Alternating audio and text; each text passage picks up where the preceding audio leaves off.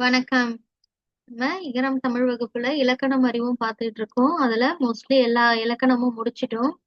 இன்னைக்கு சில புத்தகத்துக்கு உங்களுக்கு ஒவ்வொரு பாடத்துக்கும் பின்னாடியும் ஒரு சில எக்ஸசைஸ் கொடுத்துருக்காங்க. அதுவும் எக்ஸாம்க்கு வருது. அதையும் நம்ம இன்னைக்கு பண்ண போறோம். சரிங்களா? இப்ப ஏற்கனவே தொடர் அமைப்பு பார்த்துட்டோம். என்ன பார்த்திருக்கோம் அப்படின்னா செய்பொருள் செயற்பாட்டு பொருள் அதுக்கெல்லாம் நம்ம பார்த்தோம் இல்லையா? எப்படி எழுதணும் அப்படின்னு சொல்லிட்டு அந்த பெயர்ச்சொல் எப்படி மாறி வரும் அப்படின்ட்டுலாம் பார்த்தோம் இல்லையா? இன்னைக்கு இப்ப நீங்க ஃபுல்லாவே எல்லாமே படிச்சுட்டீங்க. கிராமர் எல்லாமே பெயர்ச்சொல், வினைச்சொல், அதுக்கப்புறம் வேற்றுமை உருபு, இடைச்சொற்கள், இன்னும் சில உருபுகள் படிச்சீங்க. அதுக்கப்புறம் செய்பொருள் எப்படி எழுதணும், செயற்பாட்டு பொருள் எப்படி எழுதணும், இது எல்லாமே நீங்க படிச்சு முடிச்சிட்டீங்க இல்லையா?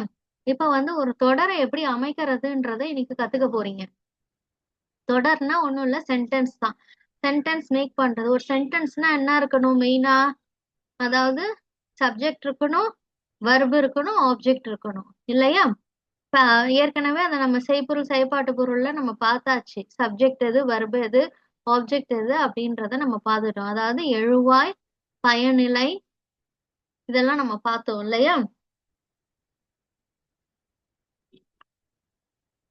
இப்ப இதுல பாருங்க, இங்க தொடர் அமைப்புல 4 சொல் கொண்ட தொடர் கொடுத்திருக்காங்க. 4 சொல் இருக்கு இந்த தொடர்ல, இந்த வாக்கியத்துல. என்ன இருக்கு? மகிழன், மேடை, பாடல், பாடினான். 4 சொல் சேர்ந்து ஒரு சென்டென்ஸை மேக் பண்ணிருக்காங்க. இப்ப பாத்தீங்கன்னா, இதுல ஒரு டிப்ஸ் மாதிரி ஆண்டி தரேன். முதல்ல என்ன எழுதணும்னா பெயர்ச்சொல் தான் எழுதணும். கடைசியா வரக்கூடியதுதான் என்னது? வினைச்சொல். அந்த சென்டென்ஸோட எண்டுல நீங்க என்ன எழுதணும்? அந்த வினைச்சொல்ல எழுதணும். மீதி ஃபர்ஸ்ட் ஃபுல்லாவே அந்த பெயர் சொல்லாலதான் நீங்க கம்ப்ளீட் பண்ணணும். கடைசியா தான் வினைச்சொல் எழுதணும். இங்க பாத்தீங்கன்னா மகிழன், மேடை, பாடல் மூணுமே பெயர் சொல் தான். ஆனா இது சரியான வரிசையில நீங்க எழுதணும். ஃபர்ஸ்ட் மகிழன், அப்புறம் மேடையில் பாடல். இது ஃபுல்லா பெயர் சொல் முடிஞ்சிருச்சு. அடுத்தது பாடினான், இது வினைச்சொல். சரிங்களா? இப்ப யாழினி தோட்டத்தில் மலர் பறித்தாள். இதுலயும் பாத்தீங்கன்னா யாழினி, தோட்டம், மலர் இதெல்லாம் பெயர் சொல். ஆனா இது சரியான வரிசையில நீங்க எழுதணும். அப்ப நீங்க என்ன பண்ணணும்னா பை பிராக்டிஸ்ல இது வரும் உங்களுக்கு. பிளஸ் இங்கிலீஷ்லயும் திங்க் பண்ணுங்க. அப்ப ஈஸியா உங்களால என்ன பண்ண முடியும்னாக்கா இந்த சென்டென்ஸ அந்த பெயர் சொல் சரியான வரிசையில அந்த பெயர் சொல் அடுக்க முடியும்.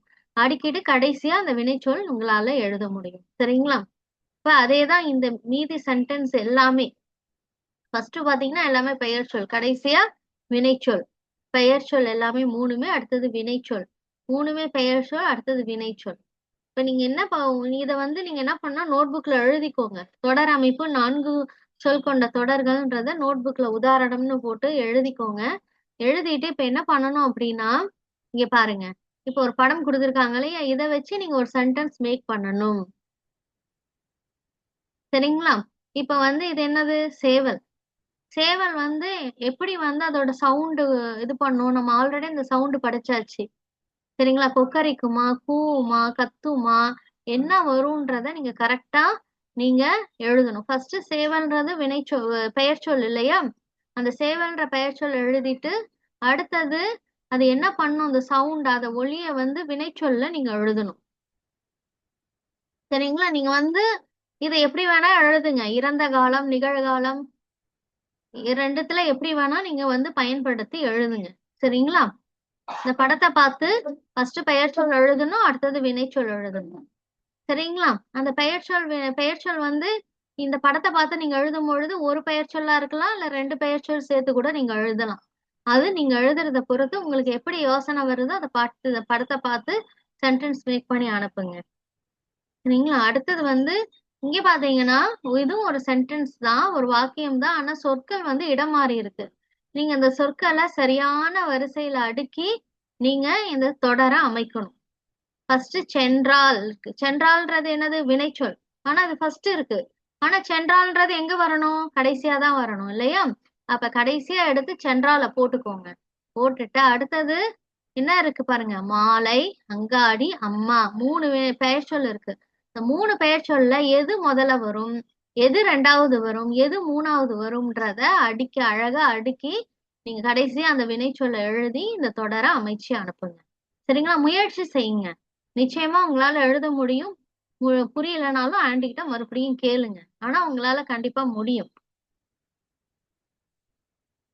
அடுத்தது இது பாருங்க. இதுவும் உங்களுக்கு எக்ஸாம்க்கு வரக்கூடியதுதான்.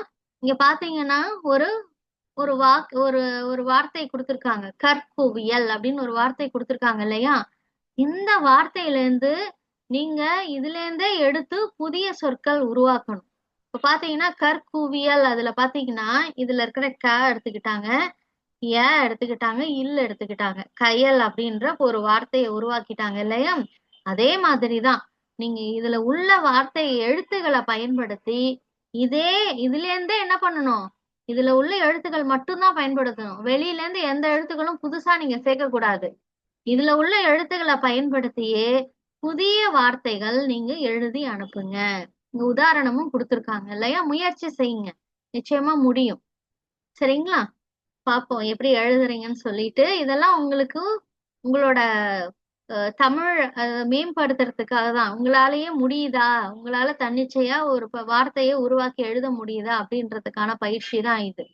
சரிங்களா? இதுல உள்ள எழுத்துக்கள் மட்டும்தான் வரணும் புதிய வார்த்தையில. எந்த எழுத்துக்களும் எக்ஸ்ட்ரா சேர்க்க கூடாது, ஞாபகம் வச்சுக்கோங்க. மொத்தம் 1 2 3 4 5 வார்த்தைகள் எழுதணும் நீங்க. அடுத்தது இதுவும் அப்படிதான். எப்படின்னாக்கா இங்க பாத்தீங்கன்னா இங்க படம் கொடுத்திருக்காங்க இல்லையா? இது மரம், இது அணில். இந்த மரம் அப்படின்ற வார்த்தையில வர முதல் எழுத்து, அப்புறம் இந்த படத்துல வருது இல்லையா அணில், அதுல உள்ள 2வது எழுத்து.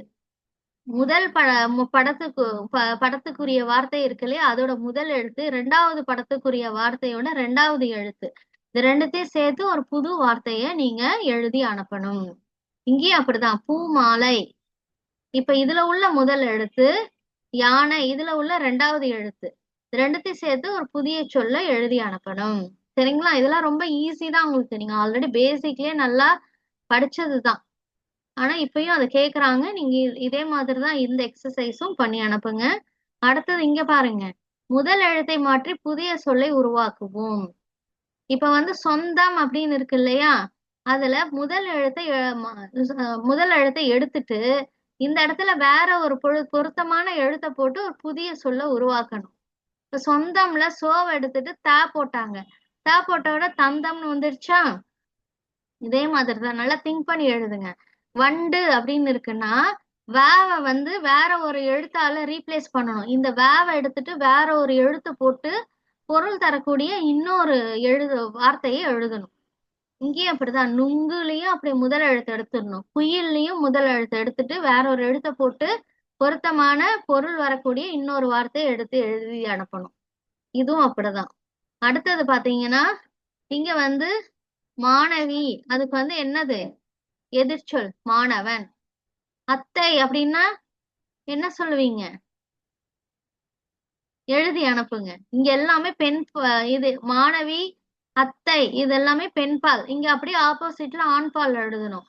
சரிங்களா? ஆண் சிறுவன், இது எல்லாமே ஆண்பால். இங்க அப்படியே ஆப்போசிட்ல எதுல எழுதணும்? பெண்பால்ல எழுதி அனுப்பணும்.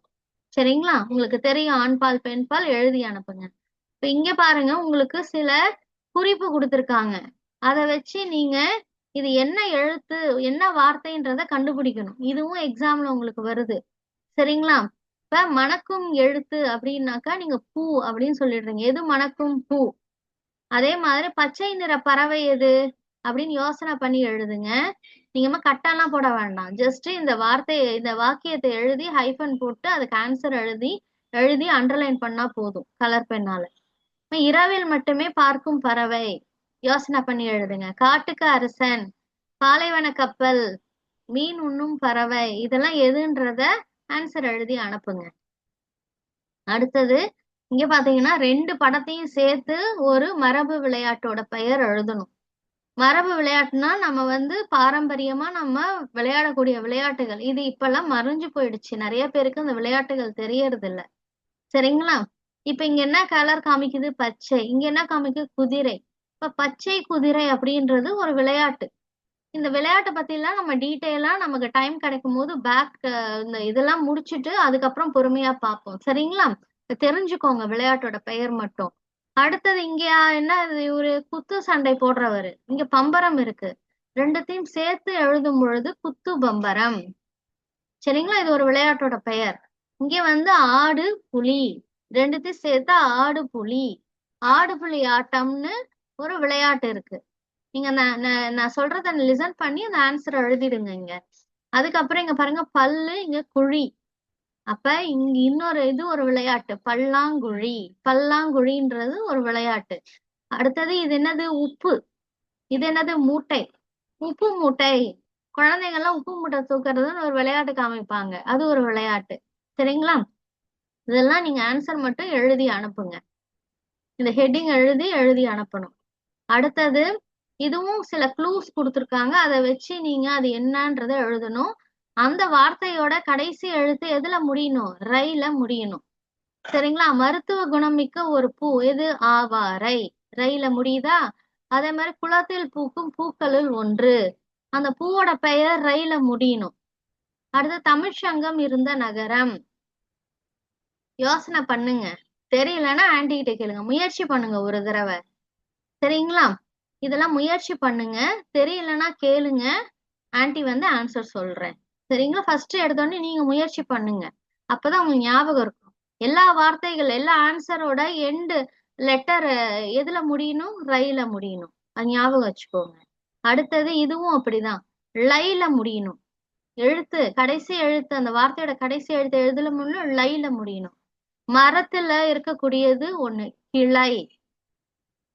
அந்த மாதிரி பழம், நிறம், விலங்கு இதுல எல்லாம் லைல எது முடியுதோ அதோட பெயர்களை இதுல எழுதி அனுப்புங்க. இந்த வார்த்தையை எழுதி பக்கத்துல ஹைஃபன் போட்டு அந்த பெயரை எழுதுனா போதும். சரிங்களா?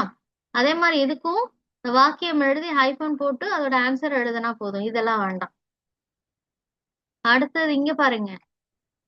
கீழ்காணும் வினாக்களை கொடுத்து அதற்கான விடையை கண்டறிந்து படத்துடன் பொருத்தவும். இப்ப பாத்தீங்கன்னாக்கா நாய் அப்படின்ற ஒரு இது வார்த்தை இருக்கு இல்லையா? அதோட முதல் எழுத்த மாத்தனாக்கா என்னன்னு வரும்னா படுத்து உறங்கலாம். படுத்து உறங்குறதுக்கு எது உதவுது? பாய். அப்ப நாயில நாவை எடுத்துட்டு பாவை போட்டா என்னது? பாய் வருமா? அப்ப அந்த பாயை வச்சு என்ன பண்ணலாம்? படுத்து உறங்கலாம். அங்க படுத்து உறங்கலாம்ன்றத குழு. அதை வச்சுதான் நீங்க என்ன பண்ணணும்? இந்த முதல் எழுத்தை எடுத்துட்டு சரியான எழுத்து அந்த குழுக்கு பொருத்தமா போட்டு எழுதணும். அதே மாதிரிதான் இங்க பாத்தீங்கன்னா படங்களும் உங்களுக்கு கொடுத்துருக்காங்க. இந்த படங்களும் உங்களுக்கு க்ளூ தான். இதை வச்சே கூட நீங்க ஆன்சர் கண்டுபிடிக்கலாம். ஆனா எக்ஸாமுக்கு படம் எல்லாம் கொடுக்க மாட்டாங்க. இப்ப பயிற்சிக்காக நீங்க அதை எடுத்துக்கோங்க. சரிங்களா? நம்ம புலி இருக்கு. புலின்றது என்னது? விலங்கு. சரிங்களா? அதோட முதல் எழுத்தை எடுத்துட்டாக்கா வேற ஒண்ணு கிடைக்கும். முதல் எழுத்து இல்ல, இறுதி எழுத்து. இறுதி எழுத்துன்னா ரெண்டாவது எழுத்து. இதை எடுத்துட்டோம்னா வேற ஒண்ணு கிடைக்கும். அதை வச்சு நம்ம என்ன பண்ணலாம்? குழம்பு வைக்கலாம். அம்மா குழம்பு வைக்க, சாம்பார் வைக்கலாம் பயன்படுத்துவாங்க.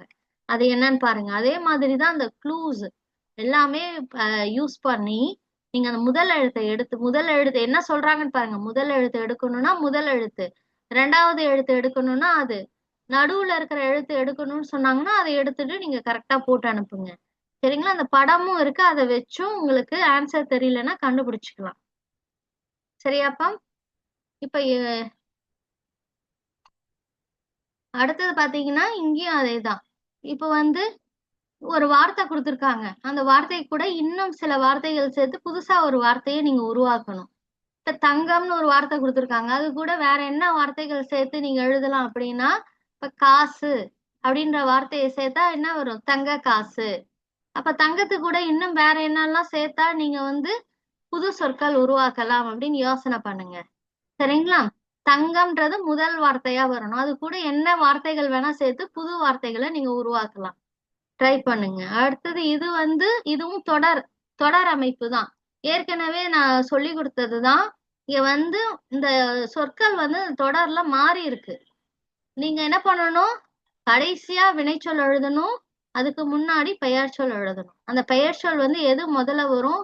ஒன்றுக்கு மேற்பட்ட பெயர் சொற்கள் இருந்ததுன்னா எந்த பெயர் சொல் முதல்ல வரும், ரெண்டாவது வரும்ன்றத கரெக்டா அடுக்கி கடைசியா வினைச்சொல் எழுதி அனுப்புங்க. சரிங்களா? இது தொடர் அமைப்பு. இதுவும் அதேதான். இதுல வந்து நீங்க சேர்த்துக்கலாம். இப்ப அம்மா டேஷ் அப்படின்னா ஒரு வினைச்சொல்ல நீங்க ஆட் பண்ணிக்கலாம். அந்த வினைச்சொல் எந்த காலமா வேணா இருக்கலாம். இறந்த காலம், எதிர்காலம், நிகழ்காலம் எதுவா வேணா இருக்கலாம். இப்ப குழந்தை அதோட ஏதாவது ஒரு செயலை நீங்க போட்டு இங்க மழை, அதே மாதிரி யானை, பூவை இதோட செயல்கள் அதாவது அந்த வினைச்சொல்லை நீங்க போட்டு ஃபில்அப் பண்ணி அனுப்பணும். அவ்வளவுதான்.